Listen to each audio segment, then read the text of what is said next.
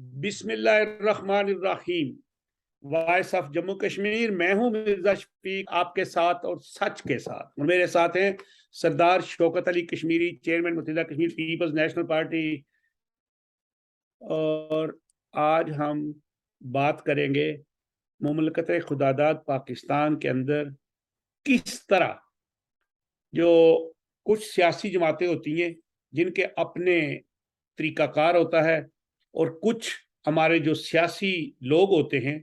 وہ کبھی کبھی یا جن کی تیاری کرائی ہوتی ہے، جن کی نشو و نما آپ ایک ایسی نرسری میں کرتے ہیں جہاں پہ ان کو گرم اور سرد سے بچانے کے لیے ان کے اوپر ایک پردہ رکھا ہوتا ہے۔ جس طرح ہم لوگ آپ نے دیکھا فارم ہاؤسز کے اندر جو کھیرا ہے وہ 14-15 دن میں بھی بن جاتا ہے۔ مرغی 1.5 ہفتے کی 6 ہفتے کے اندر 2-2.5 کلو کی ہو کے تو وہ گوشت مارکیٹ میں چلا جاتا ہے۔ پودے بھی اسی طرح ہوتے ہیں۔ ٹماٹر 15-20 دن کی فصل بنا دی ہے جب وہ ہمارے ہاں 6 مہینے کی ہوتی تھی۔ اسی طرح جن سیاسی یا ایسے لوگوں کی، ایسے گروہوں کی جہاں پہ پرورش کی جاتی ہے، ان کو جب سردی اور گرم سے بچایا جاتا ہے پھر وہ بڑے بڑے عجیب سے دعوے کرتے ہیں۔ محترم خان صاحب کی آپ مثال لے لیں، ان کو بنایا گیا، ان کو پھر ایک وقت آیا کہ سعودی عرب کے شہزادے کے یہ ڈرائیور بنے، اور پھر ڈرائیور بننے کے بعد سعودی عرب کے شہزادے نے ان کو جہاز دیا، امریکہ گئے۔ امریکہ کے بعد جب واپسی پہ اسی جہاز میں تشریف فرما ہوئے تو اپنی طرف سے کچھ ملفوظات یا کوئی ایسی باتیں کہیں، فرمودات ارشاد کیے، وہ ان میں پتہ لگ گیا، ان نے جہاز واپس لے لیا، خان صاحب کو اتارا، اور پھر ساتھ ہی خان صاحب کو انہوں نے میں یہ تو نہیں کہتا نشان عبرت بنایا، لیکن بنانے کی کوشش میں ابھی بھی لگے ہوئے ہیں۔ اگر خان صاحب وہاں پہ ایسی باتیں نہ کرتے تو شاید آج IMF کی وہ شرائط نہ ہوتی، مملکت خداداد میں کچھ استحکام ہوتا، یا ان کی حکومت بھی نہ جاتی۔ خیر، ہم وہ تو باتیں بڑی لمبی ہیں اور ہم آج پہ چلتے ہیں۔ آج جو میں آپ سے پہلے بات کروں، کل UKPNP کا ایک بہت بڑی میٹنگ تھی، اس میں جتنے بھی سب احباب موجود تھے، پاکستان سے، جو کشمیر سے اور انگلینڈ سے، پوری جو کینیڈا سے، تو میں سب کو مبارکباد پیش کرتا ہوں۔ ایک کامیاب میٹنگ تھی اور میں بھی اس میں بڑا ان کا مشکور ہوں کہ میں ایک نیا بندہ ان کے ساتھ اس میٹنگ میں شامل تھا۔ تو وہ سردار شوکت علی کشمیری صاحب کی طرف بھی ہم شکریہ ادا کرتے ہیں۔ تو آج ہمارا جو موضوع ہے وہ 15ویں ترمیم جو آزاد کشمیر میں وہ آئی تھی، وہ فی الحال تو واپس لے لی گئی ہے۔ مقدمات لوگوں کو واپس لینے کی بات ہوئی ہے۔ لیاقت حیات صاحب کو آج کوٹلی سے رہا کر دیا گیا۔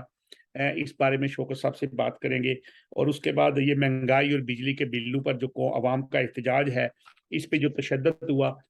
اس پہ بھی بات کریں گے۔ اور پاکستان کی جو باتیں ہیں، رانا ثناء اللہ نے PTI کو پھر خبردار کیا، ایسا خبردار کیا کہ خان صاحب نے اسلام آباد کا جلسہ ملتوی کر کے لاہور کے ہاکی سٹیڈیم میں پرویز الہی صاحب کی کیا کہتے ہیں آغوش میں اب جلسہ کریں گے۔ اس کے بعد اب لیکن ایک نیا سسٹم شروع ہو گیا، جو TLP تحریک لبیک پاکستان، انہوں نے کہا ہم فیض آباد کے پل پر جلسہ کریں گے، یعنی اسلام آباد بھی بند، پنڈی بھی بند، ادھر سے روات بھی بند۔ یار یہ دھمکی ہے، ہمارا یہ حتمی اعلان ہے عوام کو تکلیف دینے کے لیے، مشکلات دینے کے لیے۔ تو یہ ہیں وہ گروہ جن کی سیاسی نشو و نما ان پردوں کے پیچھے تھے۔ جی السلام علیکم۔ جی جی وعلیکم السلام۔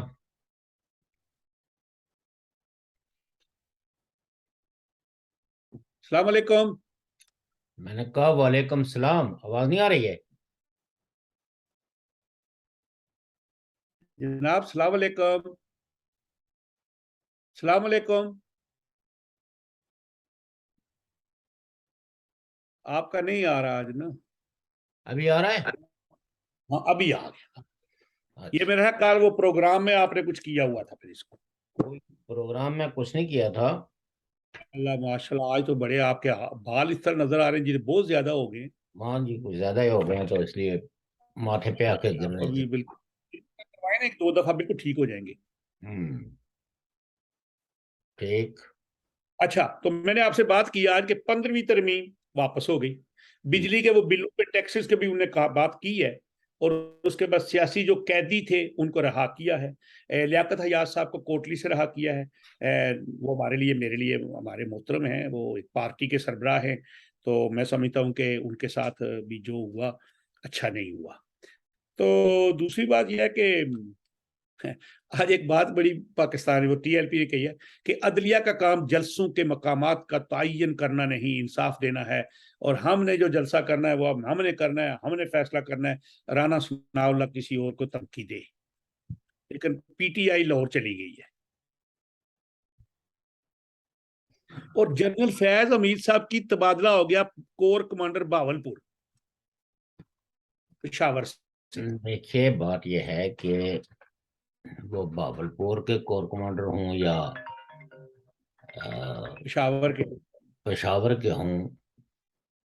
اس سے ہمیں کوئی لینا دینا نہیں ہے. یہ تو آرمی کی روزمرہ کی جو ہے نا وہ ٹرانسفرز ہیں. ٹھیک ہے, ان کا نام آئی ایس آئی چیف کی حیثیت سے کافی معروف ہے, اور شاید جو فیض حمید ڈاکٹرائنس تھی وہ فیل ہو گئی, جو مذاکرات کی ڈاکٹرائنس تھی. اور وہ جو افغانستان میں بیٹھے ہوئے ایل ٹی ٹی کے کیا ٹی ٹی پی کے لوگ ہیں,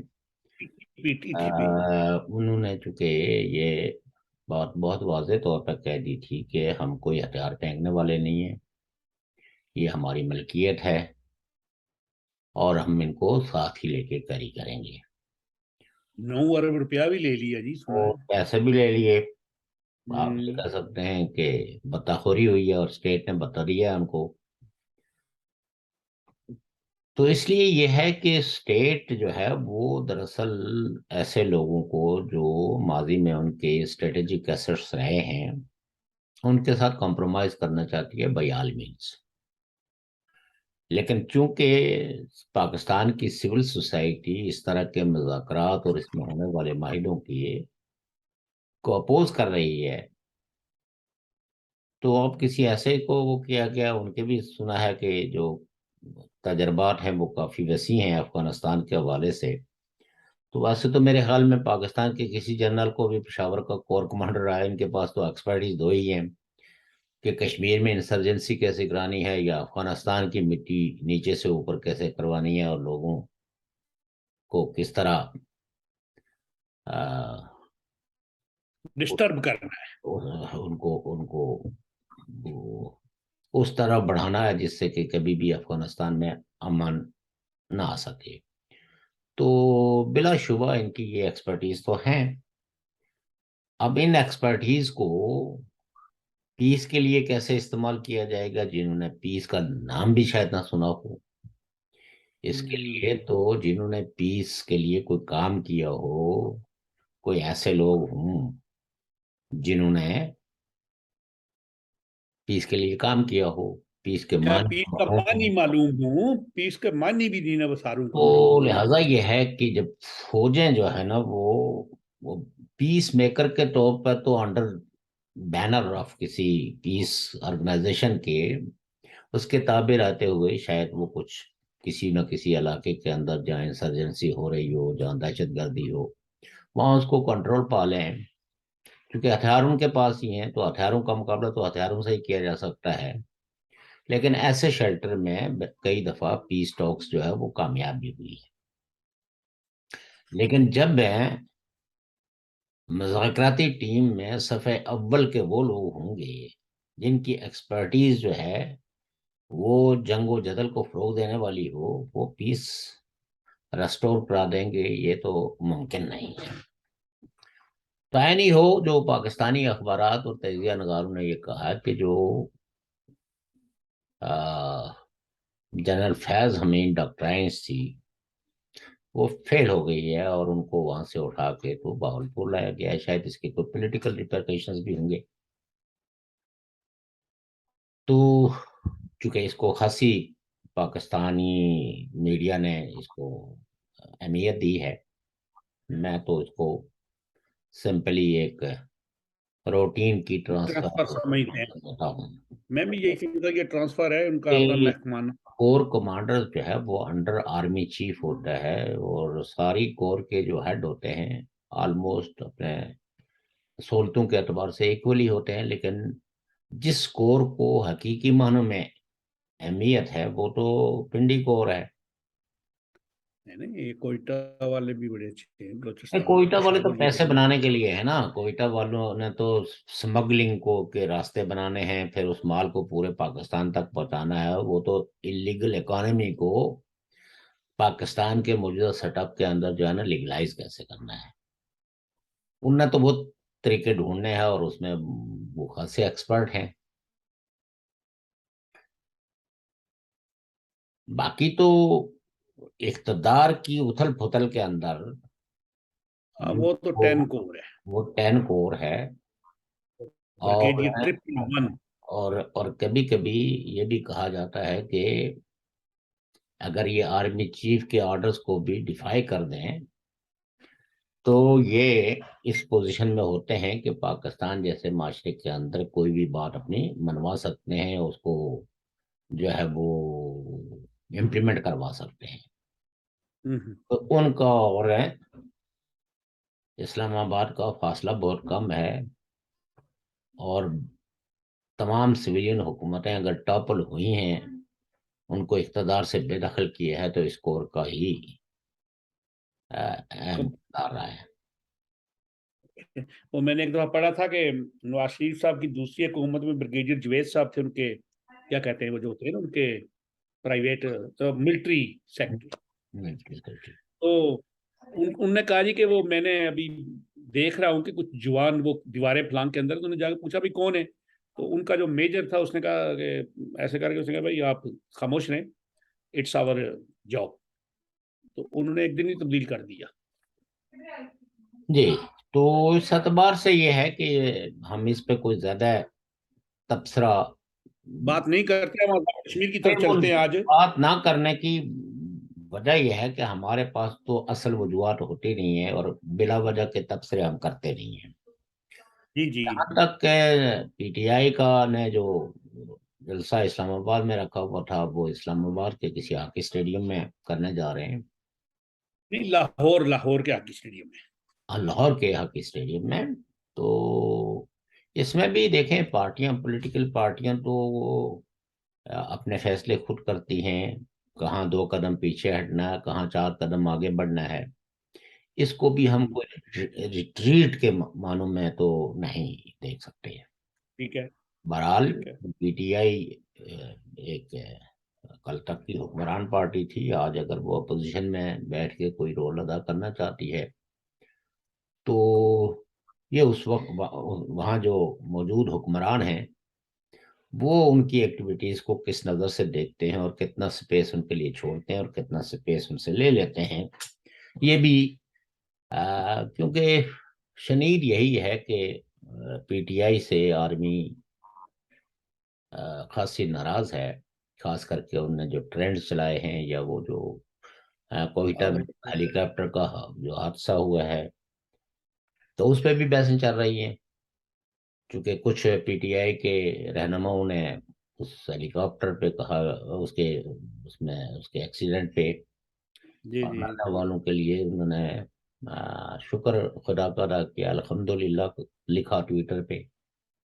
بلکہ یہاں تک لکھا کاش۔ تو وہ کئی لوگوں نے کاش لکھا، کئی لوگوں نے یہ کیا، کاش تو افسوس پہ بھی ہوتا ہے، لیکن وہ ان کا کاش یہ تھا کہ اس میں اگر جنرل باجوہ بیٹھے ہوتے تو زیادہ بہتر ہوتا۔ تصویر لگائی بات میں، تصویر تو لگائی۔ لیکن ایک بات یہ ہے کہ طاقتور اگر کہیں مر جائیں تو عمران خان صاحب کے بارے میں یہ جو مت تھی کہ وہ فاتح خانی اور جنازوں میں نہیں جاتے، تو وہ تو مت جو ہے نا انہوں نے توڑ دی۔ اپنی پارٹی کا کوئی کارکن اگر چاہے وہ کتنا ہی مقتدر کیوں نہ ہو، کتنا ہی دیرینہ ساتھی کیوں ہو، وہ جس گھر میں جا کے جنازہ رکھا جاتا ہے اس گھر میں تو وہ جاتے نہیں ہیں۔ پتہ نہیں یہاں بھی جو جنرل سرفراز تھے وہ ان کا جنازہ کہیں گراؤنڈ سے اٹھا کے تو سیدھا قبرستان میں لے گئے، یا اس گھر میں بھی رکھا گیا، آئی ڈونٹ نو۔ لیکن بہرحال عمران خان وہاں گئے اور انہیں فتح خانی کی، اور بڑی فیملی سے اجازت لے کے گئے، کیونکہ اس سے پہلے جو صدر صاحب کو تو پاکستان کے جو صدر صاحب ہیں، جو کانسٹیٹیوشن کے مطابق سپریم کمانڈر کمانڈر ہیں آرمی کے، ان کو تو بہرحال روک لیا گیا، یہ کہہ کے کہ آرمی رینک اینڈ فائل کے اندر جو ہے وہ پی ٹی آئی کے لوگوں کے بارے میں بڑی ریزائنمنٹ ہے،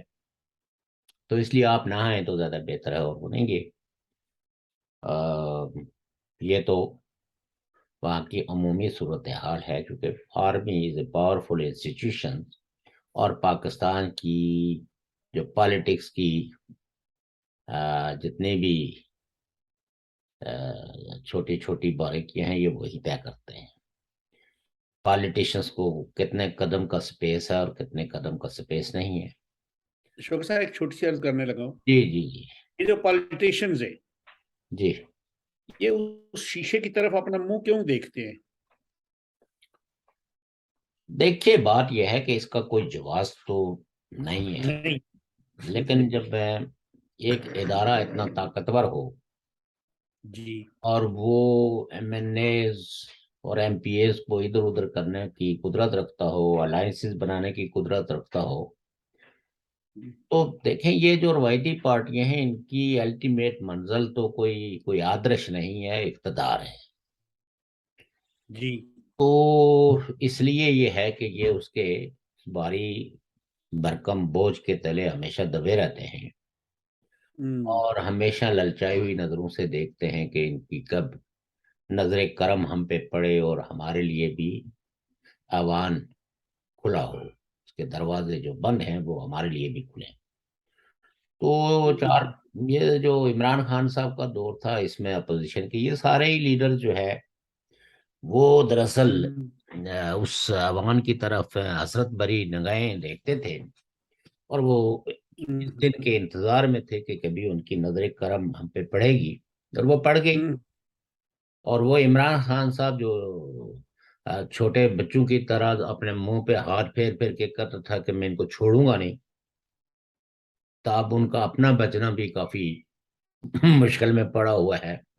اور کئی لوگ کہتے ہیں کہ پی ٹی آئی کے کئی لوگ جو ہے نا وہ آپ اس حکمران اتحاد کے ساتھ انگیج ہو رہے ہیں، اور عمران خان صاحب کے لیے کوئی سیف پیسج کی تلاش ہے، گاڈ نوز بیٹر ہے۔ اور تو اس لیے یہ ہے کہ پاکستان کی سیاست جو ہے، اس کو اگر ایک جملے میں سمیٹا جائے تو وہ سٹیبل نہیں ہے۔ پاکستان کی پولیٹیکل پارٹیز نے ایسے ایسے بھی کمپرومائزز کیے ہیں جو ان کو نہیں کرنا چاہیے تھے، اور پاکستان کی پالیٹکس کو سٹیبلٹی اسی لیے نہیں ملتی کہ اقتدار میں پہنچنے کی ان کو اتنی جلدی ہوتی ہے کہ وہ اس وقت اس تجزیے سے آری ہوتے ہیں کہ اسٹیبلشمنٹ یا فوج ان پہ مہربان کیوں ہے۔ تو اس وقت اگر 2 منٹ صبر کر کے تو یہ کچھ اصول وضع کر لیں، اصول طے کر لیں، کوئی نیا عمرانی معاہدہ انہیں سے کر لیں طاقتوروں سے کہ بھئی اس میں ہمارا حصہ کتنا ہوگا، آپ کا حصہ کتنا ہوگا۔ کیوں تو کانسٹیٹیوشن کی دہائی دیتے رہتے ہیں، لیکن پاکستان میں یہ تو حقیقت ہے کہ یہ کانسٹیٹیوشن جب سے بنا ہے اس کی عزت کسی نے نہیں کی، نہ فوجی نے کی، نہ سیاستدان نے کی، نہ جوڈیشری نے کی۔ اور عدلیہ جو اب پاکستان کی جس کو عدالت العظمیٰ کہتے ہیں، وہ تو اب ری رائٹ کر رہی ہے مختلف فقوں کو۔ وہ وضاحت جو اس کے ذمے تھی کہ بھئی کہیں اگر کسی کلاس کی خلاف ورزی ہو رہی ہو تو آپ اس سے کوئی ایکشن، اگر کوئی داد رسی کے لیے آئے تو لے سکتے ہیں، لیکن اب تو وہ تھرو ڈیفرنٹ مینس، کئی ایک ایسے لوگ پالے ہوئے ہیں جو پٹیشن لے کے آ جاتے ہیں اور وہ منظور بھی ہو جاتی ہے، اور اس کے تحت جو ہے وہ حکومت وقت کچھ جواب دہی کے لیے اپنے دربار میں بلا بھی لیتے ہیں۔ تو پروفیشنل وکلا تو جو ہے نا ان کی تو روزی روٹی، جیسے ہمارے علماء کرام ہیں تو ان کی روزی روٹی کا واحد ذریعہ جو ہے وہ مسجد ہے، مذہب ہے۔ تو اسی طرح وکلا کی روزی روٹی کا واحد جو ذریعہ ہے وہ ان عدالتوں کا کھلے رہنا اور ججز کے ماتھے پہ کوئی شکن نہ پڑنے دینا۔ یہ ایک کامیاب وکیل کو یہ سب کچھ کرنا پڑتا ہے، اگر ان کے ماتھے پہ بل پڑ جائے تو آپ دلائل اور برہین سے کسی کیس کو کتنا بھی ثابت کریں، لیکن جج اگر ہے اس میں آپ کے خلاف فیصلہ دے دے تو پھر آپ اپیل میں، اور وہ اپیل بھی جو نظر ثانی کی ہوتی ہے، وہ چونکہ سپریم کورٹ کا فیصلہ آخری ہوتا ہے، نظر ثانی بھی انہی ججز کے پاس جانی ہوتی ہے، تو شاید ہی کسی ایک آدھ کیس میں انہوں نے نظر ثانی کی ہو، بلکہ بعض دفعہ تو نظر ثانی کی اپیلوں میں اور بھی زیادہ جملے ایڈ کیا، کیس اس کو اور اس فیصلے کو اور بھی زیادہ جو ہے نا وہ مضبوط کیا ہے۔ جی تو اس لیے پروفیشنل وکلاء کی یہ مجبوری کو بھی سمجھا جانا چاہیے۔ ایسے جی سرفرے وکیل کہاں سے آئیں گے جو ججوں کو ان کی صحیح اوقات بتائیں گے، کانسٹیٹیوشن کے مطابق ان کو بتائیں گے کہ کانسٹیٹیوشن میں یہ ہے، یہ جو کچھ آپ کر رہے ہو۔ اور سیاستدان بھی جو ہے وہ اس وجہ سے خوفزدہ ہمیشہ رہتے ہیں عدلیہ سے، کہ اگر ان کے منہ سے کچھ بات نکل گئی اور انہوں نے جناب کنٹمپٹ لگا دی تو 5 سال کے لیے تو نااہل ہو جائیں گے۔ تو کچھ لوگ جو یہ جرات کرتے ہیں اور جو یہ سمجھتے ہیں کہ یہ طاقت کی زبان ہی سمجھتے ہیں، جیسے پی ٹی آئی ہے، تو پی ٹی آئی نے تو ان کے پاس کچھ رہنے نہیں دیا ہے، ان کو ایسا دباؤ میں لائے ہیں کہ اب ان کو اپنے ہی بنائے ہوئے فیصلوں، اپنے ہی دیے ہوئے فیصلوں کی دوبارہ تشریح کرنی پڑ رہی ہے۔ جیسے پہلے وہ پارٹی ہیڈ کو بہت اہم سمجھتے تھے، بہت طاقتور سمجھتے تھے، اور اس کی اہمیت کو جو ہے وہ اجاگر کرتے ہوئے بالکل ججز رتب لسان ہو جاتے تھے کہ پارٹی کا جو پریزیڈنٹ ہے وہ کیوں اتنا اہم ہے، اور ساری جمہوریت جو ہے وہ پریزیڈنٹ کے ساتھ ہی جوڑ کے رکھتے تھے، یعنی پارٹی آمریت کے بارے میں ایک جملہ بھی وہ کہنے کی جرات نہیں کرتے تھے۔ لیکن اتفاق سے جو کل تک دوسروں کے خلاف فیصلہ دیا تھا تو بعد میں جو ہے وہ ان کے خلاف جب کاروائی ہوئی تو وہاں ججز نے پھر اپنے ہی دیے ہوئے فیصلے میں دو، یعنی وہ جو لفظی، حالانکہ جب آپ فیصلہ لکھتے ہیں، اور دوسری بات یہ ہے کہ جو پارٹی کا جو سپر سٹرکچر ہوتا ہے وہ تو پریزیڈنٹ سے ہی ہوتا ہے، پارلیمانی پارٹی کا لیڈر یہ تو خالصتاً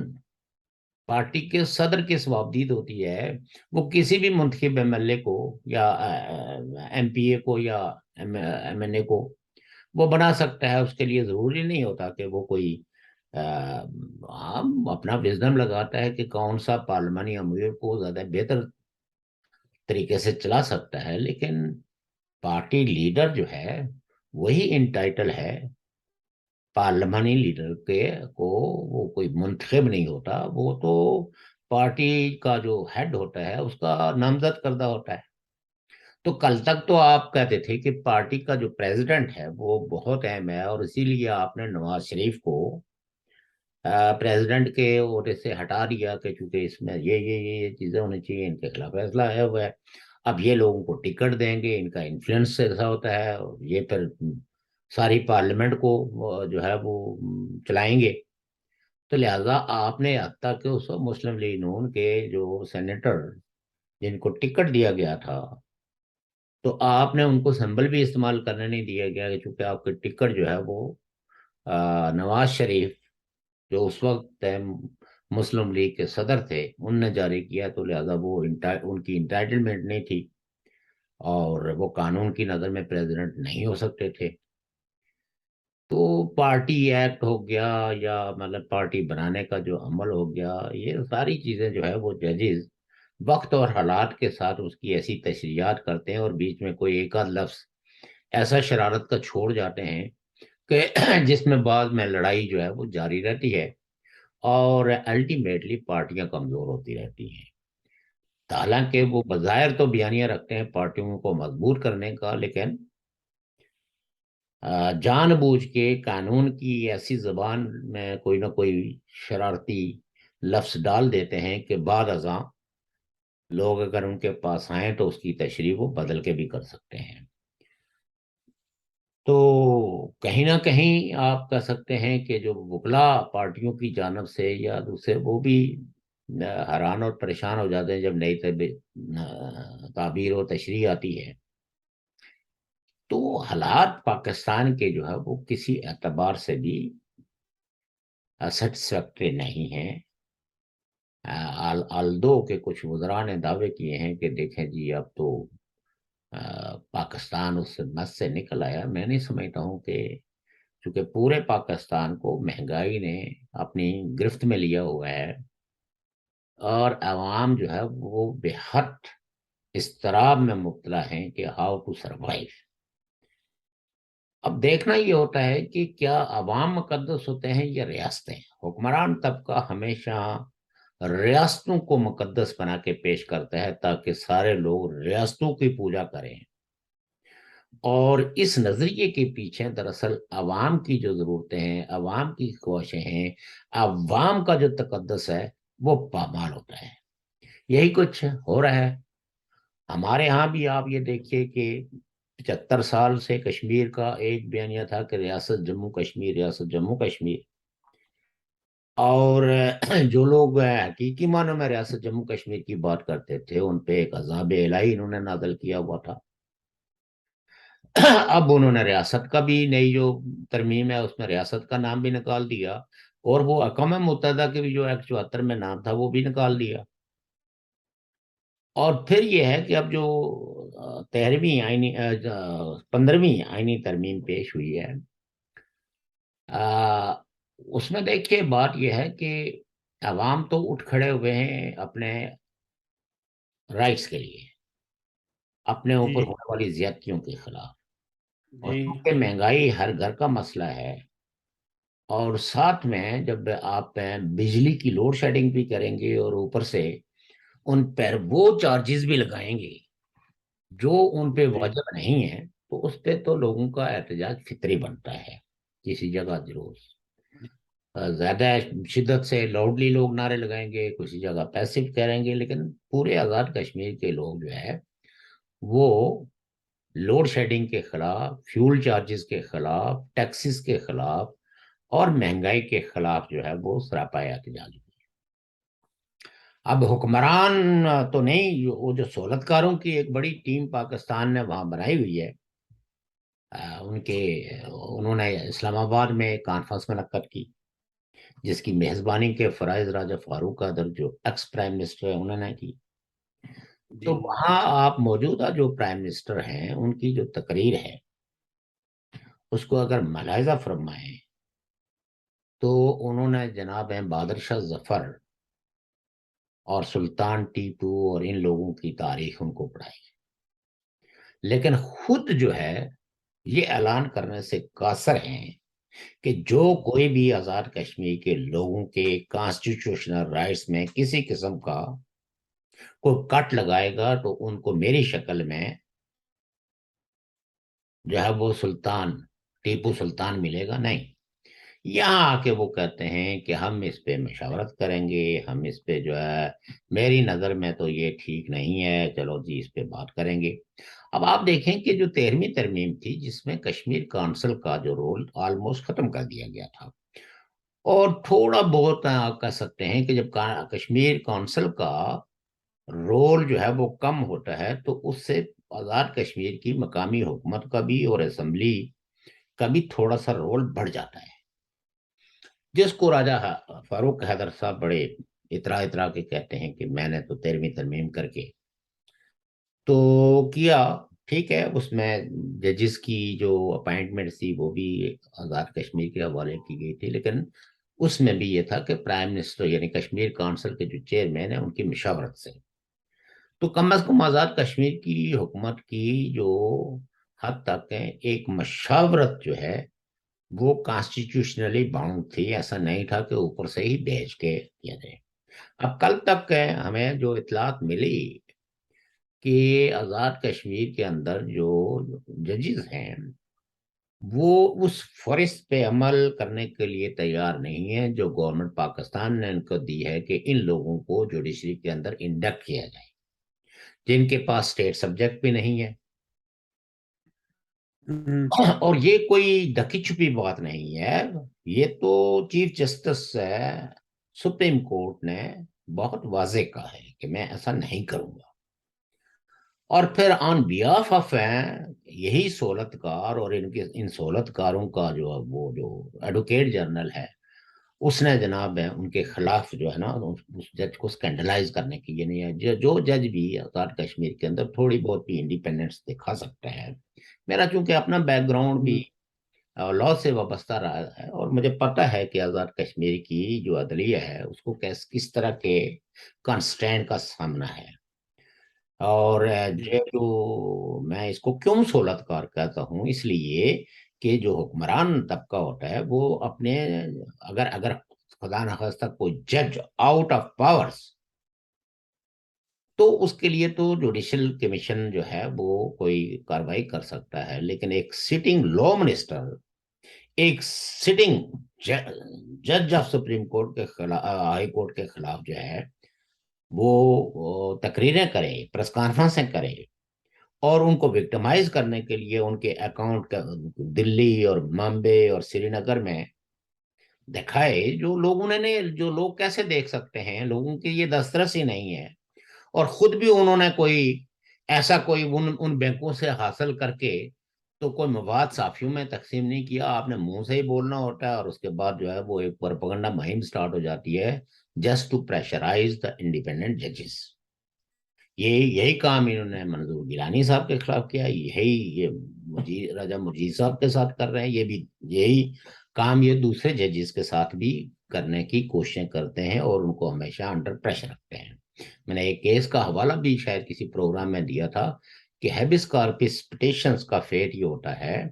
کہ جج یہ کہتا ہے کہ یہ بندہ جس کی گمشدگی کے بارے میں اطلاع ہے اس کو عدالت میں پیش کیا جائے. لیکن کوئی جج اگر یہ ہائی کورٹ کا جج جو ہے وہ یہ کہے کہ یہ میری جورسڈکشن نہیں ہے، اور یہ چونکہ کراچی چلا گیا ہے بندہ، یا یہ لاہور چلا گیا ہے اور میری جورسڈکشنز کے باہر ہو گیا ہے، تو وہ جج نہیں ہوتا. چونکہ جج کی اس حوالے سے ہیبس کارپس کی پٹیشنز کے حوالے سے اس کے لامتناہی اختیارات ہوتے ہیں. تب وقت ہے کہ سارے ادارے آ کے رپورٹ کریں کہ جی ہمیں اس کے بارے میں کوئی اطلاع نہیں ہے، تو پھر پٹیشنرز کو کہا جاتا ہے کہ آپ اس کے لیے کوئی ایویڈنس پرووائڈ کریں، کیونکہ ہم اس کو یہ نہیں ہو سکتا کہ آپ ہیبس کارپس کی پٹیشنز کو بغیر سنے ڈیزالو کر دیں. تو ظاہر ہے کہ وہ بھی کسی اتھارٹی کی کسی پاورفل آدمی نے فون کیا ہوگا. پہلے دن تو انہوں نے ایکسپٹ کی، دوسرے دن تو کہنے کا مطلب یہ ہے کہ آزاد کشمیر کی جوڈیشری کو جس طرح کے مسائل کا سامنا ہے اس کو انڈرسٹینڈ کر کے اس پہ ان کو امپاور کرنے کے لیے آواز اٹھائی جانی چاہیے، نیشنلی بھی اور انٹرنیشنلی بھی. اور اسی طرح جو انڈیپینڈنٹ جو وکلا ہیں وہ بھی ایک تھرٹ میں زندہ ہیں. ان کو صرف اتنا کہا جاتا ہے کہ آپ کے بچے فلاں اسکول میں جاتے ہیں، تو ایک باپ کو یہ تھرٹ بہت بہت اہم ہوتی ہے. جی جی. ہمیں ایک بات میں اگین یہ کہنا چاہتا ہوں، ہمیں ذاتی طور پر کسی سے نہ کوئی دشمنی ہے، اور نہ ہی کسی اسٹیٹ کے خلاف بیشنگ کرنا ہمارے کسی منصب میں شامل ہے. ہم کہتے ہیں ریفارمز ہوں، لوگوں کو حقوق ملیں، لوگ جو ہے وہ یہ جو شرح غربت ہے اس میں کمی واقع ہو، اور انصاف کے ادارے انصاف کرتے ہوئے نظر آنے چاہیے، نہ کہ موکری کریں. اور جن لوگوں کا کانسٹیٹیوشن کے اندر جو رول ہے ان کو اپنے اس رول کے اندر رہنا چاہیے. یہ کڈنیپنگ، یہ مسنگ، یہ سولیٹری کنفائنمنٹ جو قرون قرون اولا کی جو سزائیں ہیں، یہ 20ویں صدی 21ویں صدی کی اس آخری دہائی کے اندر جو ہے ٹوٹلی ان ایکسیپٹیبل ہیں. ایک ایسے شخص جس نے ان سزاؤں اور اس کی قیمت بھگتی ہو، وہ کبھی بھی ایسی ریاست کی حمایت نہیں کر سکتا جو کچھ یہ کر رہے ہیں. بلوچستان کے لوگ ہیں، سندھ کے لوگ ہیں، خیبر پختونخوا کے لوگ ہیں، کشمیر کے لوگ ہیں، گلگت بلتستان کے لوگ ہیں. کسی کا جو بھی اگر قانون اور آئین کی روشنی میں ان کا کوئی قصور بنتا ہے تو ان عدالتوں میں پیش کر کے اس جرم کو ثابت کریں تو کوئی نہیں بولے گا. لیکن جب غائب کیا جاتا ہے، جب ان کو سولیٹری کنفائنمنٹ میں رکھا جاتا ہے اور ان کو بھرمن نہیں کیا جاتا، ان کو اپنے وکلا سے نہیں ملنے دیا جاتا، ان کو اپنی فیملی سے نہیں ملنے دیا جاتا، اور ان کی ویئر ابوٹس کے بارے میں ان کی فیملیز جو ہے وہ سراپا احتجاج ہوں، اور ان کو کوئی خبر نہ ہو کہ وہ زندہ ہیں یا مر گئے ہیں، تو ایسی ریاست کو اس 21ویں صدی میں کون ایکسپٹ کرے گا؟ یہ تو جبر، اس کو لوگ جبر محسوس کرتے ہیں، یہ سمجھتے ہیں کہ اگر پاکستان کی یہ باؤنڈریز ابھی تک ٹوٹی نہیں ہے تو فوج کا بہت زیادہ طاقتور ہونا اور عوام کا کمزور ہونا، بلنٹرلی ایک ریاست کو جب عوام مضبوط کرتے ہیں تو وہ زیادہ مضبوط بنیادوں پہ کھڑی ہوتی ہے، وہ دن دگنا رات چگنا ترقی کرتے ہوئے نظر آتی ہے۔ جبر کی طاقتوں کو ریاستوں کے حوالے سے اپنے ماضی کے رویے بدلنے ہوں گے، اور اگر وہ بدلتے نہیں ہیں تو پھر آپ کو ایک آئی ایم ایف کے لون کے لیے اپنی ساری جمع پونجی ان کے سامنے رکھنی پڑتی ہے۔ اور یہ آج کل جو سیاسی اس میں کہتے ہیں جنرل باجوہ صاحب نے فلاں ملک کو فون کیا، تو جنرل باجوہ صاحب نے، تو بھائی بات یہ ہے کہ جنرل باجوہ صاحب نے کہ فون پہ کو لوگ توجہ سے اس لیے